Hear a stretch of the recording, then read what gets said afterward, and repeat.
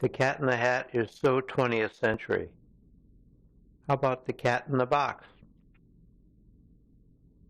This nice box from Amazon just arrived, and after I emptied it out, Gray Cat decided to do some kitty investigations, and much to her satisfaction, has established that it is an excellent field headquarters for today's activities. Just look.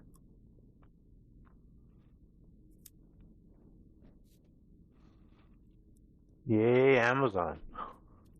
Yay, kitty. It's snowing outside, and this looks like the perfect vantage point for kitty observations.